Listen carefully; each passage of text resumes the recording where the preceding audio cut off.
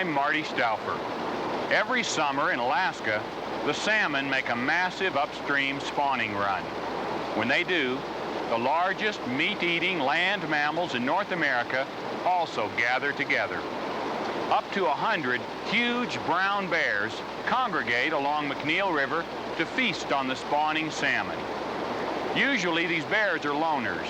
With their enormous size and lack of natural enemies, they have little use for group life. For most of the bears, the annual summer gathering is their first close contact with others in 10 months. Even so, they're not exactly social. They compete seriously for this important food. Each animal claims and defends a fishing spot. It's a matter of survival as the bears recover from the last winter and prepare for the next on this protein-rich fish.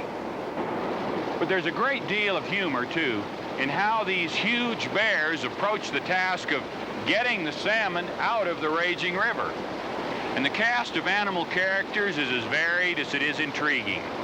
Join me now for a look at one of nature's most awesome and amusing spectacles, here at Alaska's River of the Bears.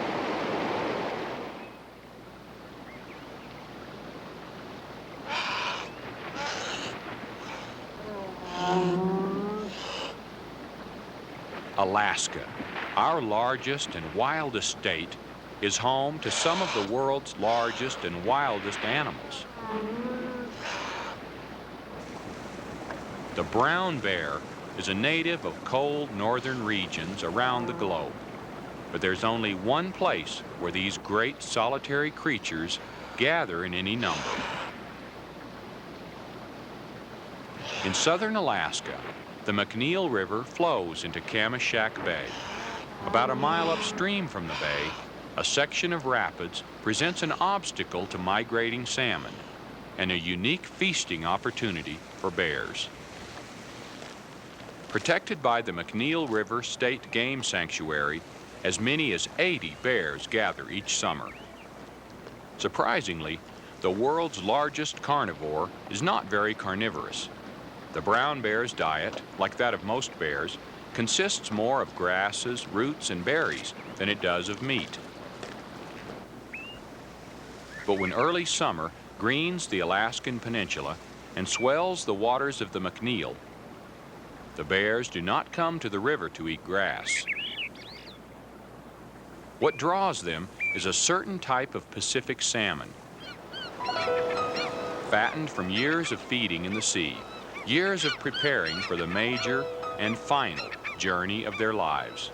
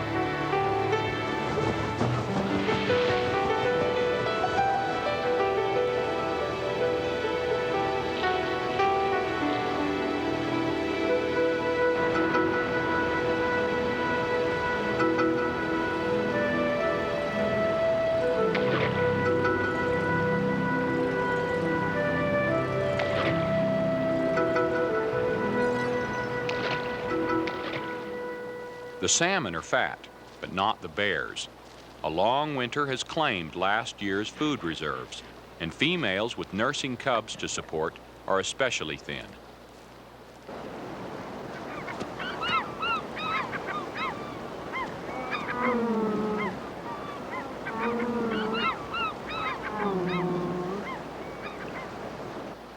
But now it's time for the cubs to take the first steps toward the day, a year or two from now, when they'll be weaned, and also time for the mother to regain her strength. Male bears, boars like this one, and sows too young to breed, have only their own stomachs to fill. But the mother bears sometimes have as many as 4 cubs to feed, and to teach to feed themselves.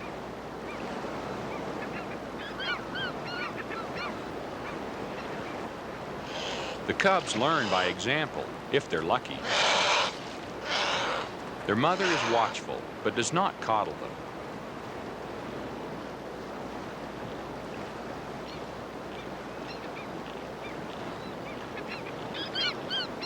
As the cast of characters gathers, the mother bear's first concern is to stake out a good fishing spot. Her instinct tells her that her 2 cubs are strong enough to follow along, at least through the shallower currents.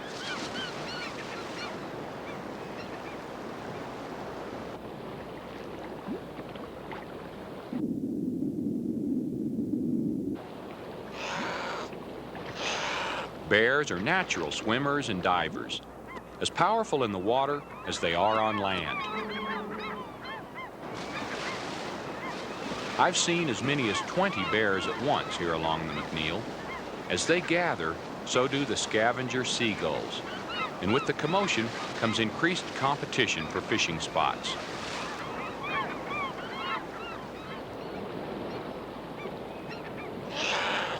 And with neighborhood tensions running high and her fishing luck running low, even the most patient mother gets a little irritable.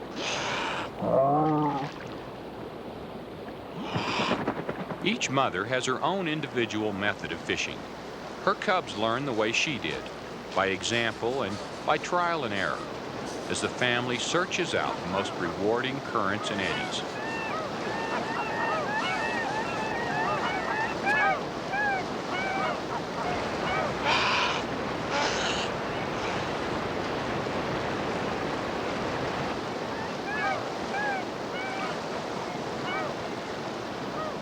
Spring and early summer is the normal mating season for brown bears, but the sows possess an unusual adaptive mechanism called delayed implantation. Only when a sow has grown fat enough on salmon and vegetation will the fertilized eggs inside her begin to grow. It's no wonder that a mother's first concern is food.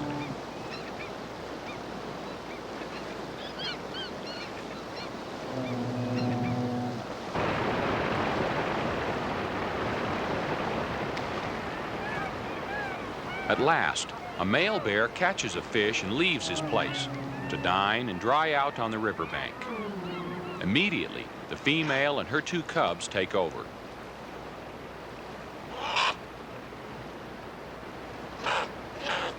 Another female has already caught a fish for her 3 offspring, who waste no time digging in.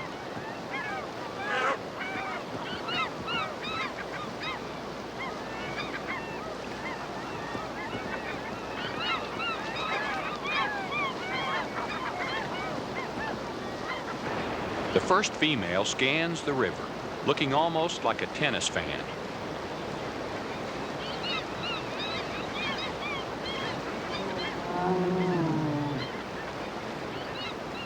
By midday, most of the bears in the area have gathered for what seems like a pleasant picnic. But things are not always so peaceful, as these 2 older but still inexperienced cubs are about to learn.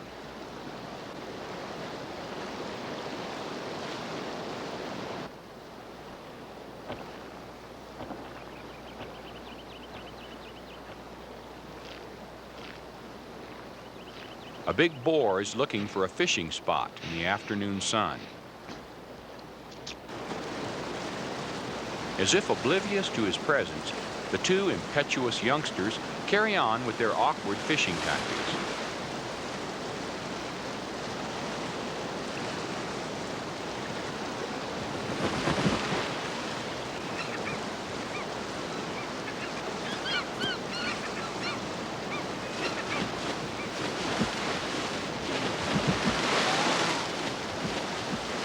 The big male is patient, or maybe he's just puzzled by all this frantic activity.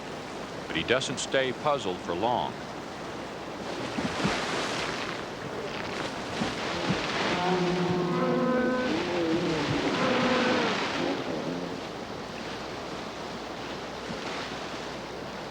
Almost always, the biggest bear claims the best fishing holes. But frequently, the question is, who is the biggest bear?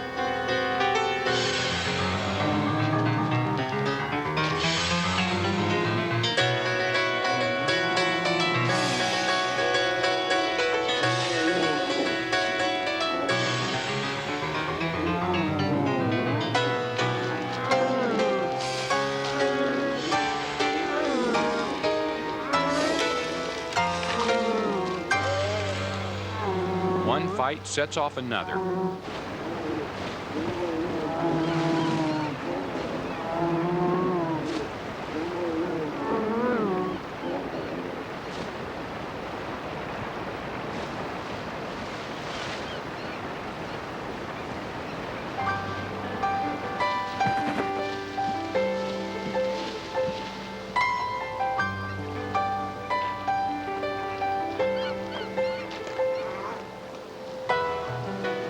The first rule of survival is not to fool with Mother Nature.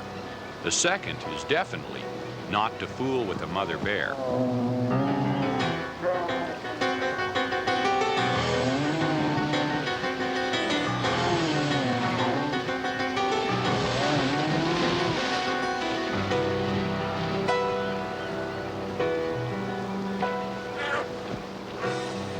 In the confusion of the fight, the salmon slipped back into the river. But all the mother bear knows is that it's gone, and she thinks the stranger took it.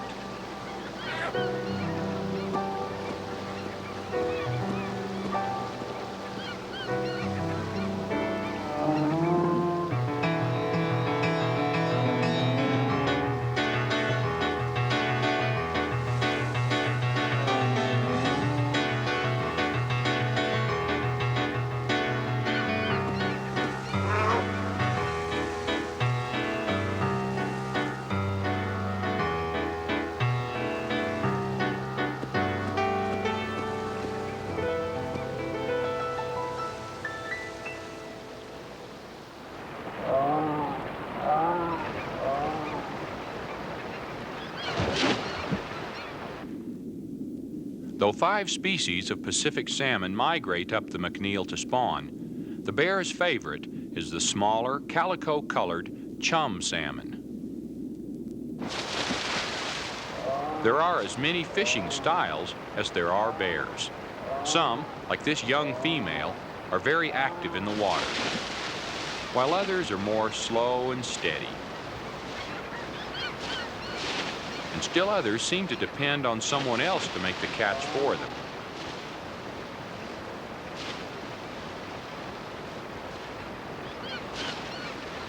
While some bears flounder around, this big boar seems to know exactly where to find a fish.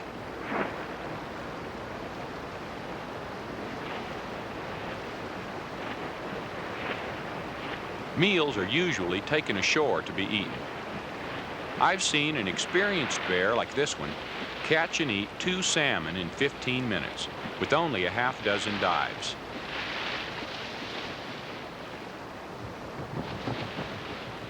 Primarily vegetarians, brown bears also feed on insects, rodents, and carrion, but it's only during the summer salmon run that they truly live up to their name as carnivores.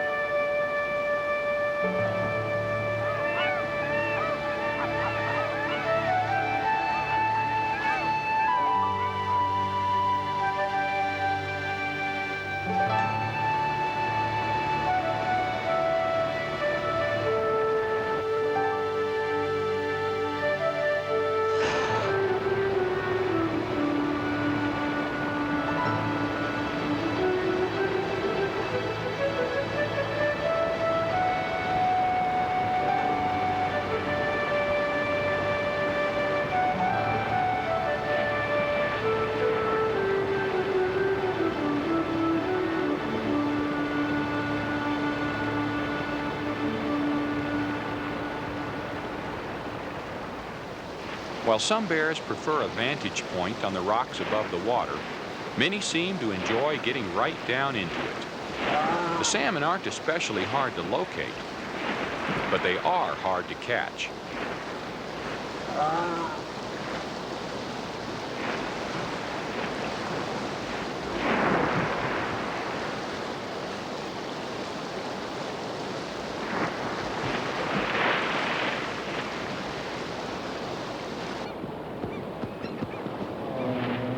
One favorite technique might be called the midstream swipe. But by far the most widely used method is the plain old belly flop. The object of the belly flop is not just to create a 1,000-pound splash, but to pin a salmon against the rocky river bottom and to get a good grip with claws or teeth.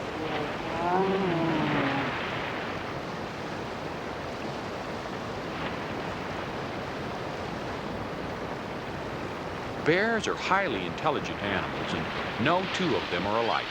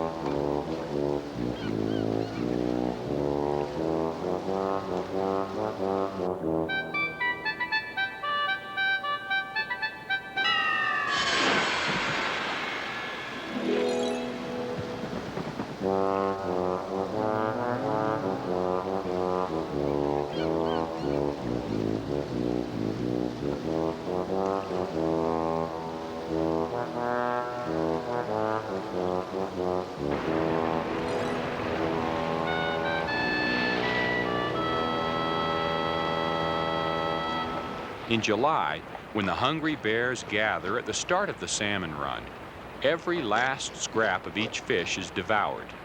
Later, when they've started to fatten up, they may eat only the roe and leave the rest.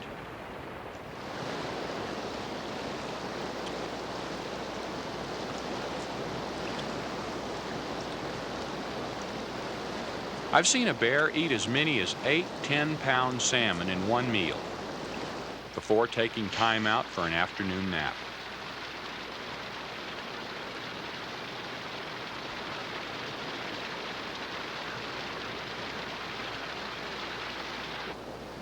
As the summer goes on and the bears gain practice, their fishing methods become calmer and more deliberate. They're no less eager, but aggression subsides as they concentrate on gorging themselves. They make fewer misses, and they even seem to come up with bigger fish.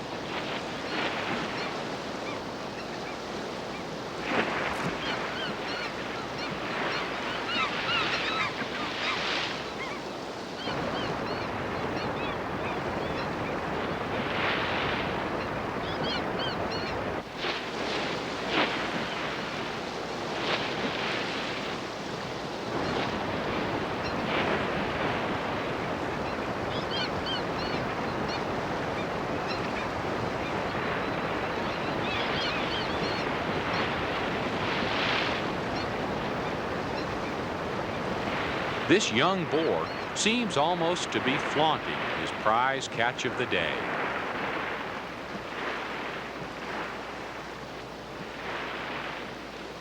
By late afternoon, each bear has had at least one chance at a fishing spot, and contentment sets in along the McNeil.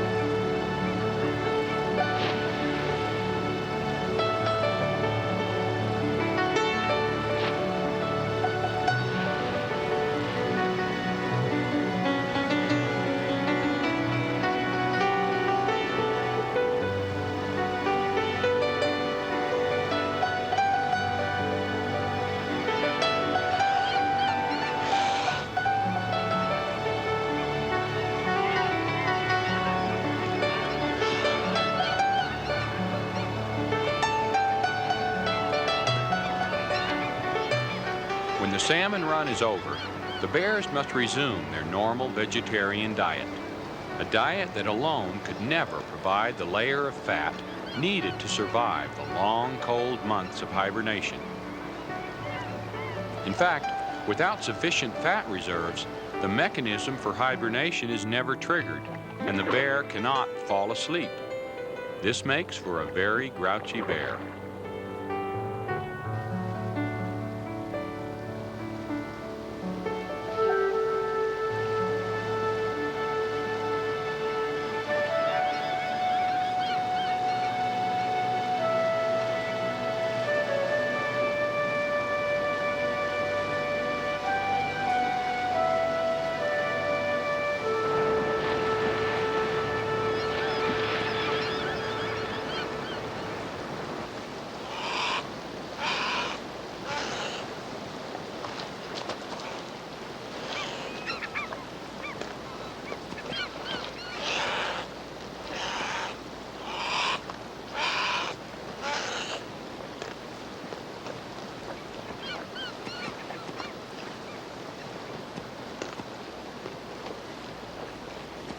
The mother bear must protect her own interest as well as that of her cubs. But perhaps she's also teaching them a lesson in aggressiveness, a lesson that might help them survive as long as this battle-scarred old boar. Stiffened by age, this magnificent granddaddy weighs over 1,600 pounds. Though he's still able to fish, this could be his last season on the river.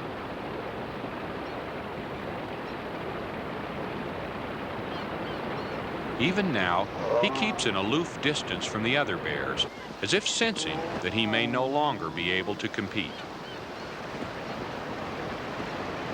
No matter what his fate, the old boar has already lived a full life.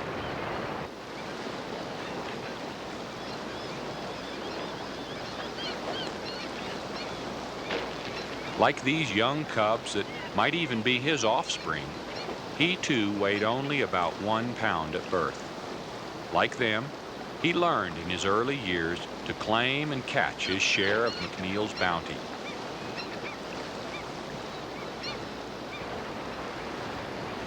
Each summer he grew stronger and more skilled, though no doubt he too could tell tales of the one that got away.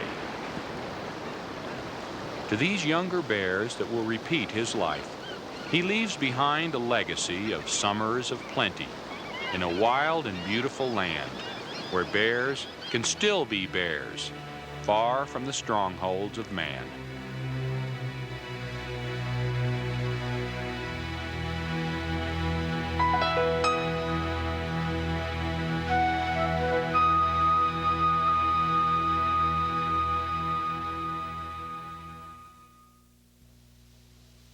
By the end of summer, the bears have eaten their fill of salmon and have grown a reserve fat layer as a result. It's nature's way of preparing them for the long, lean winter to come. These brown bears are more fortunate than their southern cousins, the grizzly bears. Only a small number of grizzlies remain below the Canadian border, and those that are left face increasing pressures from man and his activities. In fact, no bear anywhere on Earth is safe. All must constantly contend with human progress. Our protection is vital to the lives of these majestic animals. Only with it can we continue to see the amazing spectacle of the River of the Bears. I'm Marty Stouffer. Until next time, enjoy our wild America.